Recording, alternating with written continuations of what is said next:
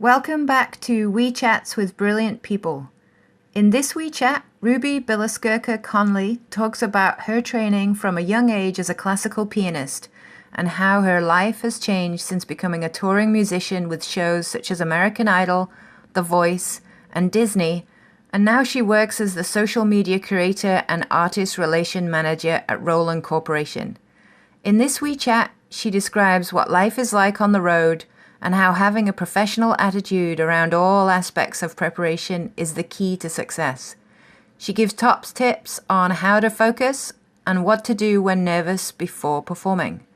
She talks about having a healthy and positive mindset for a sustainable career in the music business. If you'd like to learn more about Ruby's background, check out weechats.com for more information. Enjoy this WeeChat over a cup of tea and some shortbread with Ruby Biloskirka-Conley. Welcome to WeeChats with Brilliant People, hosted by Dr. Allison Rodius, Professor of Sports Psychology at John F. Kennedy University. In each episode, Allison talks to highly successful people in music, sport, and the boardroom. She digs into the mental training techniques that they use to ride out the waves that challenge them in work and in life. So enjoy these WeeChats with Brilliant People.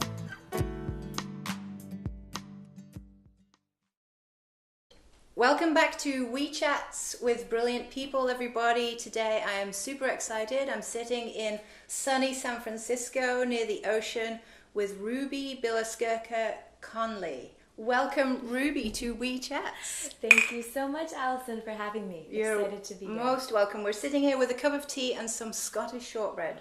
That are delicious. So Ruby is a touring and recorded pianist.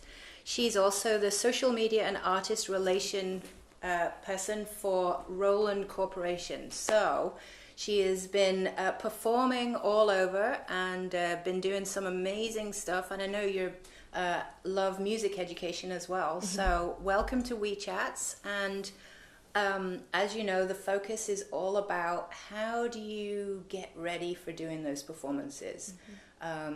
So whether you're feeling great or you're not, how do you do that? So let's just start off with a general question first about what does mental preparation mean to you as a performer? Well, I look at playing the piano and playing on stage is a sport. I know it's my talent. I've been, gifted to it comes naturally to me, even though practicing obviously makes that talent stronger and better. But I don't take it for granted. And that even came from, when I started playing piano at the age of 4, my mom would make me sit down every day and play half an hour. And then at the age of 5, it was every day for an hour. And then I would start competing in national competitions and, memorizing pieces and just really developing a structure and routine based around the piano. So it would be, warming up for 15 minutes, doing scales and hand-in exercises, and then diving into sight reading or a piece that you're memorizing or ear training. And, then when you're trying to compete and you're, memorizing these pieces for a competition, it's how do you break down this 8-page song to memorize it by section. And that's where you break it down to even a measure. And you are analyzing 4 beats. And then how does that relate to the bigger picture? So I've been having that kind of mindset around music from a very young age. And then throughout high school, I continued music as well. And I ended up going to Berklee College of Music in Boston for piano performance and jazz composition. And there, that's when I was practicing 5 hours a day and still going to school and working afterwards.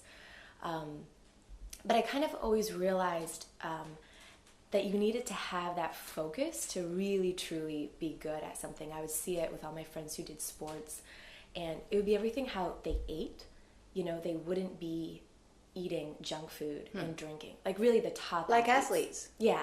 And they would be going to bed early and waking up early and training and just being in that healthy, positive mindset.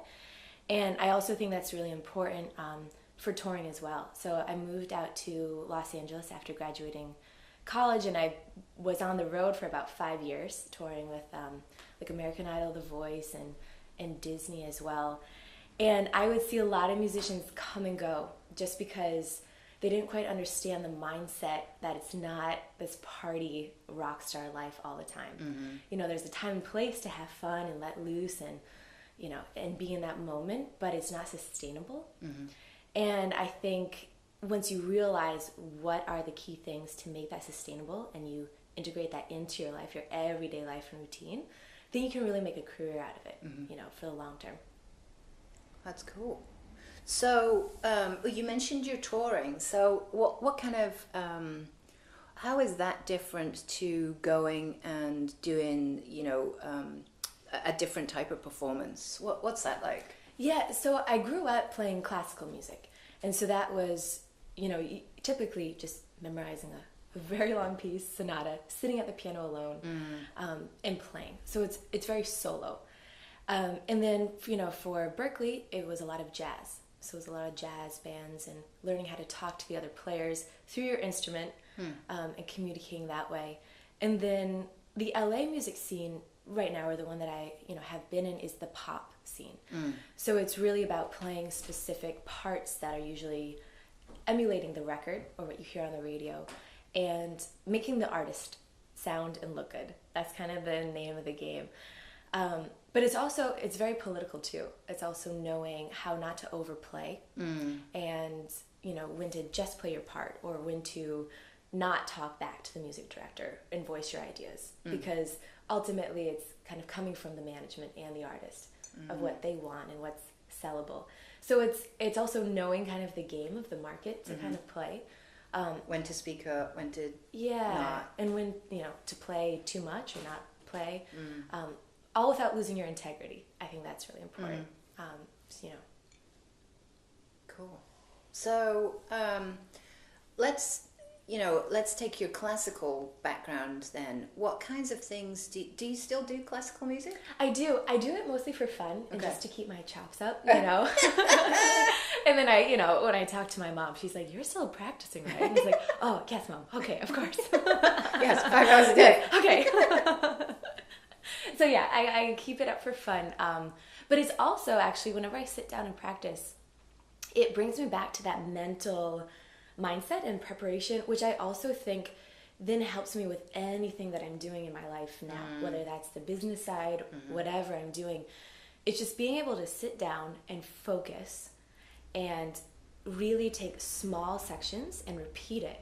You know, I mean, you could be repeating 4 measures, just a line of music for 15 minutes to really be drilling it. And it's kind of creating these mental games with yourself of, all right, just the right hand, just the left hand, putting it together, playing it backwards, jumping from measure to measure. Now, is that to make it more interesting for yourself or to keep your focus, or is that so that it goes in your head better and you remember it? What's with the games? Yeah, I mean, I kind of think of it as like how athletes do drills.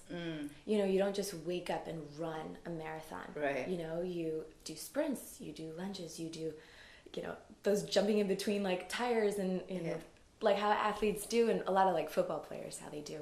I think it's just keeping that agility and that movement and your mind sharp. And because if you can jump around and you can play and pick up the music from anywhere, you know it. A lot of times people think, oh, I can play it from beginning to end and not make a mistake. But what happens if your nerves get the best of you, or your mind slips, or, you know, there's a sound in the room that distracts you and you lose your place and you've only been doing it from the start to the end? You can't go back and start from the beginning of the piece. Right. You have to know how to jump to the next section and keep going. Yeah, so I you think practice it's like, that. okay, that makes So it's like you almost practice the worst case scenario. Yeah. So you kind of know the worst case scenario if it were to ever come up, because you're like, okay, I've been there mentally. Even if it hasn't physically been in the picture, you've been there mentally. So when you talked about focus, would you say that the focus helps you, you said you need to be focused, so does the focus help you with the drills, or the drills help you with your focus? Which comes first? Well, I almost think it even goes back to really deciding what you want and committing to it and then seeing it through. Can you give me an example? Yeah, so like even when I was young and playing the piano, my mom would always say, like, if you don't like it, stop it. But find something that you really love and stick with it and keep going. She's like, I'm never going to force you to stick with it. I'm never going to chain you to the piano bench as you're practicing 5 hours a day, but find something that you're interested in and commit to it. And I was like, okay. So like, I really love music, you know, it was never a question of not doing it. So I think even like crossing over that mental like hurdle of just like, no, I'm committing to this. I said I was going to do it. I want to be the best at it. So it takes practice. It takes time. It's not going to come overnight. And I think a lot of times people, you know, whatever they do, they kind of think it should come just very quickly. Mm-hmm. And, you know, I just think that's a bit naive because good things in life do take time, mm-hmm. you know. And then, so the focus, so the drills, you know, would help keep that mental focus because sometimes, you know, you're practicing for hours and you kind of tune out and you just kind of, especially when you know the piece already, you just kind of drift away and just stop keeping so sharp and focused on it. So the drills do help that, but I also think, you know, those type of drills I think can kind of be on a bigger scale of just keeping your mind active and focused kind of in everything that you do in life, you know. What other things do you think it will transfer over to then?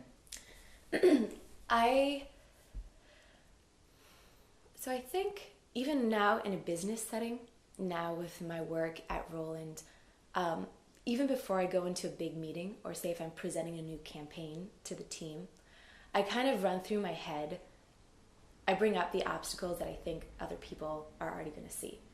So my marketing director would be like, okay, the budget's too high. So then it's up for me to kind of already tell him the budget's on the higher end, but this is how we're going to lower the costs, mm-hmm. you know, in the long run.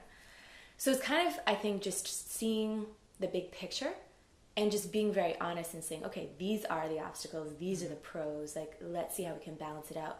Let's see how we can make everything just a doable situation and keeping it moving forward. Because there's really nothing in life that can totally stop mm-hmm. the process unless you decide that it is. Right.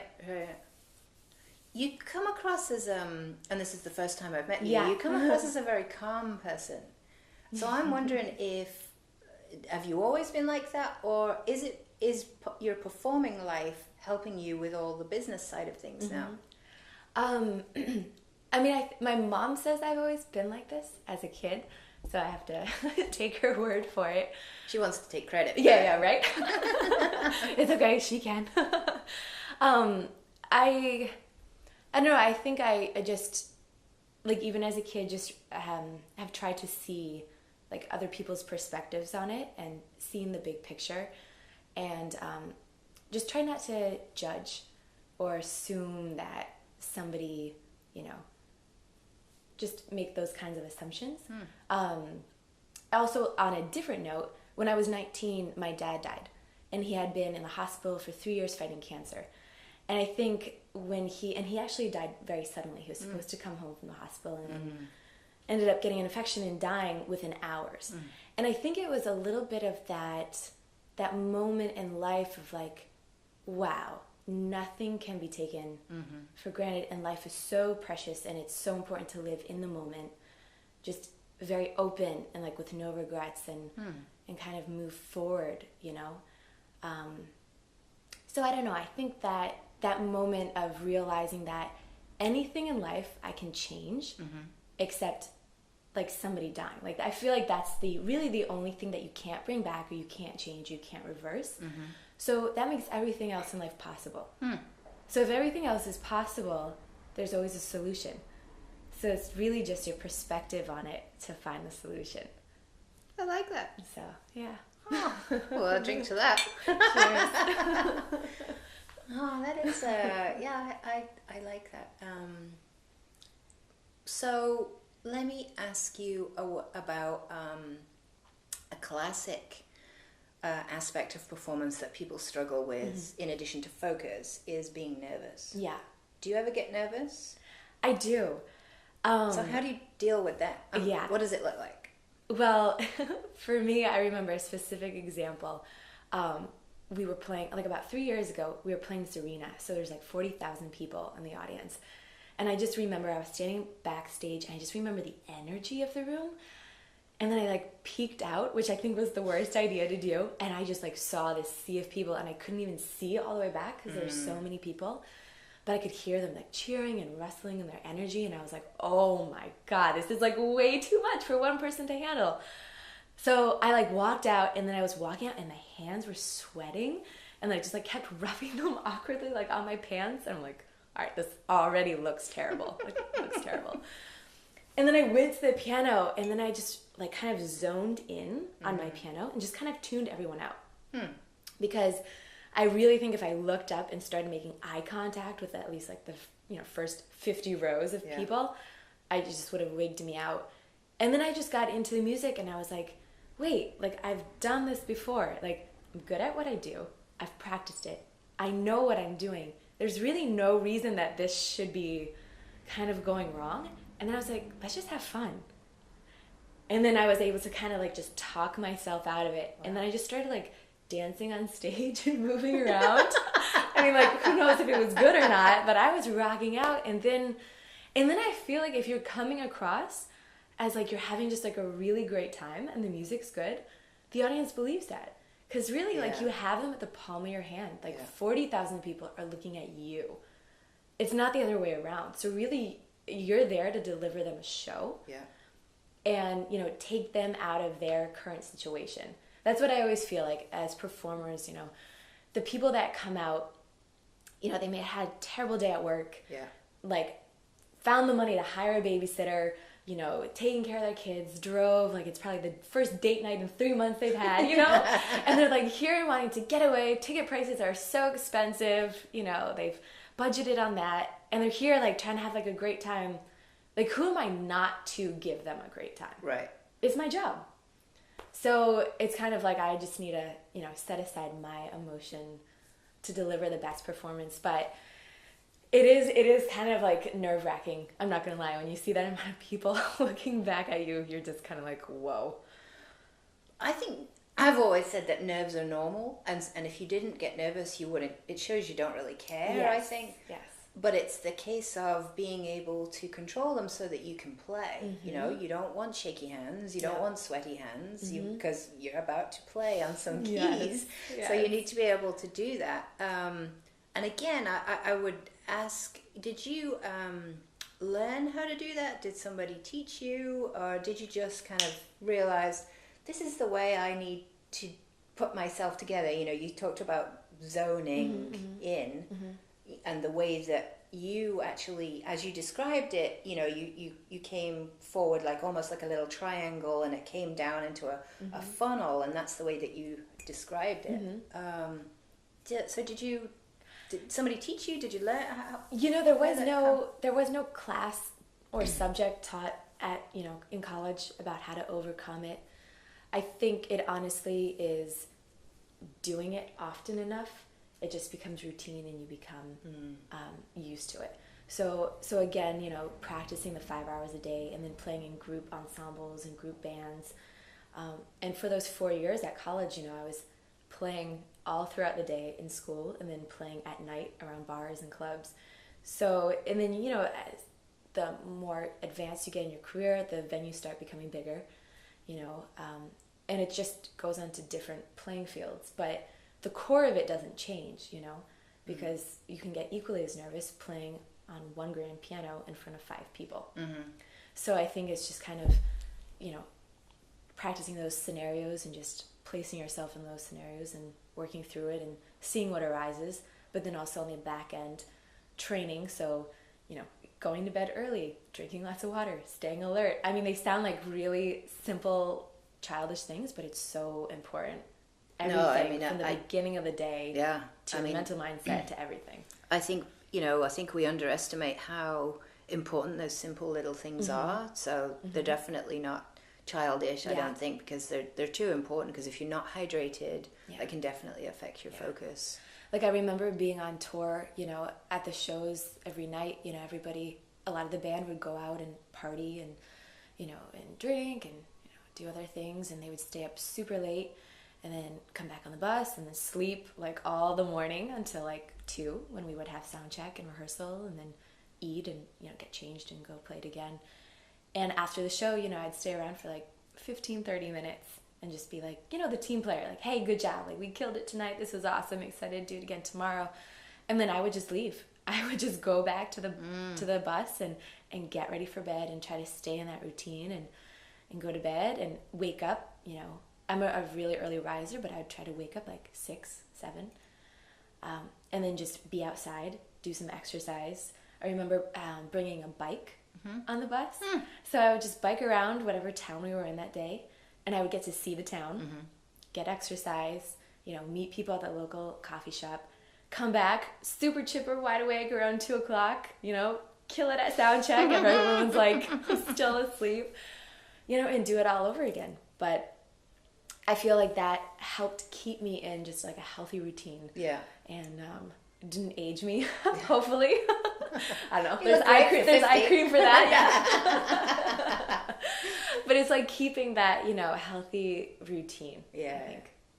That really seems to epitomize the way that you have gone through your career, that you have put those pieces in place and knowing that that's important and that works for you.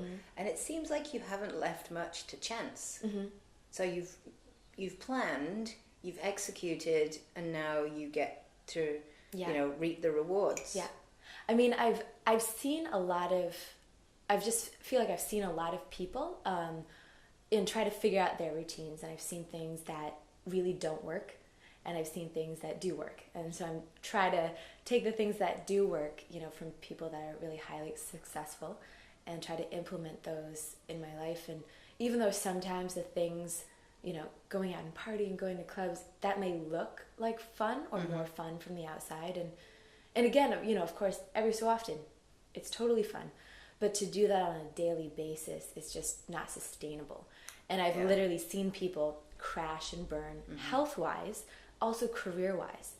You know, fabulous musicians with a promising career ahead of them, you know, lose jobs and lose gigs because they can't hold it together because they show up to a show drunk or high or something like that. And that's just not, that's not excusable. You're not being paid to do that. Right. The audience isn't coming to see that.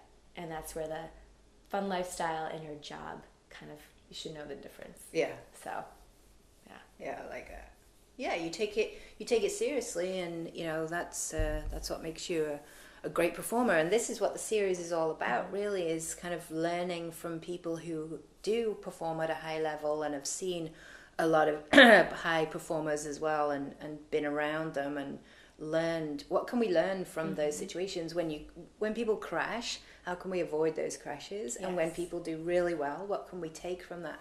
And I think some of it is personality driven as well, but there's a ton that we can learn, and we can teach that information. yes. So helping people feel more in control and calm and confident, what a gift that is, really. Yeah.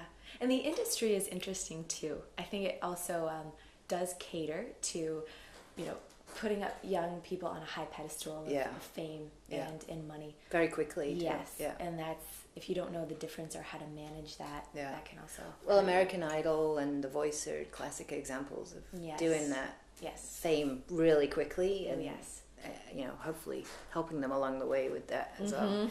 So what's your final piece of advice, would you say, if somebody was wanting to be in the music industry and be successful, or just be able to perform as well?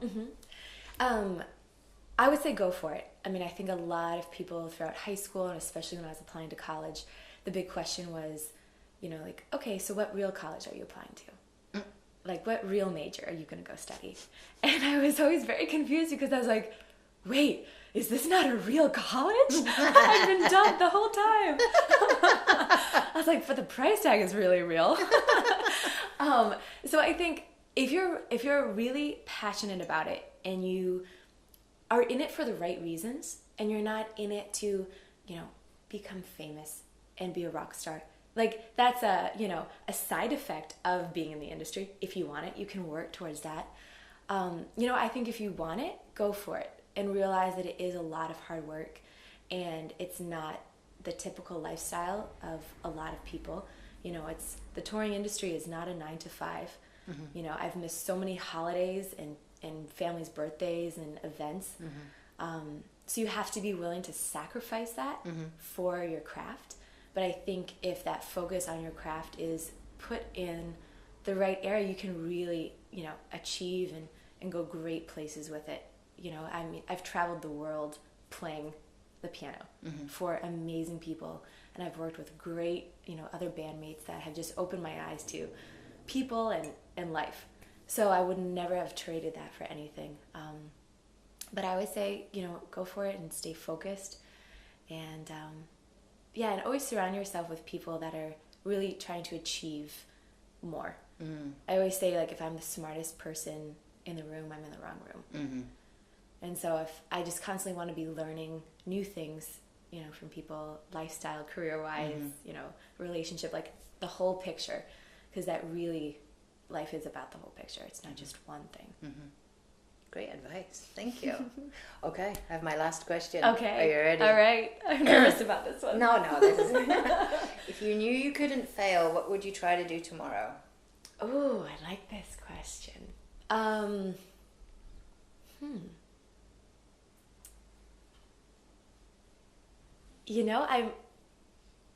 really happy doing what I'm doing right now. I honestly think that I would still keep doing what I'm doing right now. One of my other passions is cooking and baking. And I just always thought it would be really fun to travel and meet people and cook and just have a meal with a bunch of random people and sit down and have conversations like this. So I think maybe that would just give me some more time to do things like that. But I kind of already do that back in LA with friends on the weekends. So you have a nice life. Yeah, I like it. It's not bad. Good answer. We better give you the recipe for the shortbread. Yeah, please. Okay. Before I eat them all. The secret Scottish recipe. It'll be. Yeah. Well, thank you so much for being part of WeeChats with Brilliant People. Thank you so Ruby. much for having me. Thank you for coming for a cup of tea. Tune in next time, everybody, to hear who we have on WeeChats with Brilliant People. Thanks a lot.